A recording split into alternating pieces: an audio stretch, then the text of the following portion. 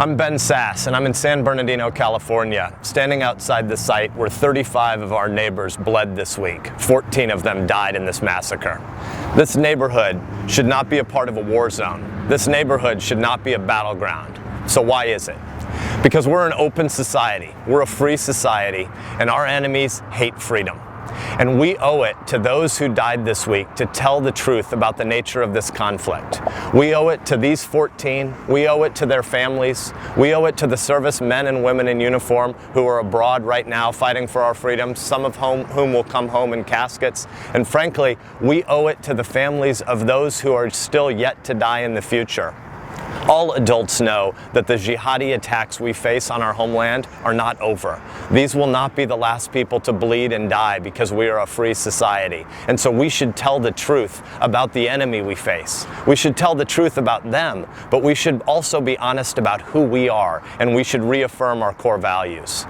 We are not at war with terrorism, which is just a tactic. We are not at war with some empty sociological label called extremism.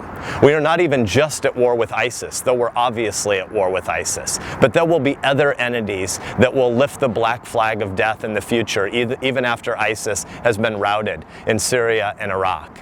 This is not about workplace violence. This is not about global warming or gun shows. This is not about income inequality. This is not about kids from broken homes, as tragic as that is.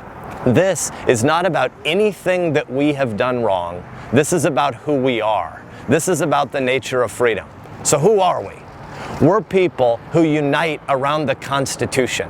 We're people who come together around a First Amendment, and we together, 320 million of us, believe in the freedom of religion, in the freedom of speech, in the freedom of assembly, in the freedom of the press. I am not a Muslim, but as an American, I stand and defend the rights of American Muslims to freely worship, even though we differ about important theological matters. In America, we are free to believe different things and to argue about those beliefs. It matters what you think about the nature of God and whether He's revealed Himself. What you think about salvation matters. Heaven and hell matters. But these things are so important that we don't try to solve them by violence. And we come together as a community of Americans who believe in the constitutional creed to unite around those core American values like freedom of religion.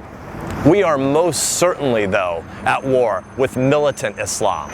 We are at war with violent Islam. We are at war with jihadi Islam. We are not at war with all Muslims. We're not at war with Muslim families in Dearborn, Michigan who want the American dream for their kids. But we are at war with those who believe that they will kill in the name of religion. President Obama said tonight he's worried about a backlash against American Muslims. I am too. And you know what the best way to combat that is? With the truth. By being clear about who we are and what we stand for, and by being clear about those who would try to kill us because we believe in freedom. We are at war with militant or jihadi Islam, but we are not at war with people who believe in the American creed, which includes the right of everybody of every religion to freely worship and to freely speak and to freely assemble and argue. We will win this battle, but we will not win it without reaffirming our core values. We will win it because of who we are and because of the ways we continue to fight for a free society for all Americans.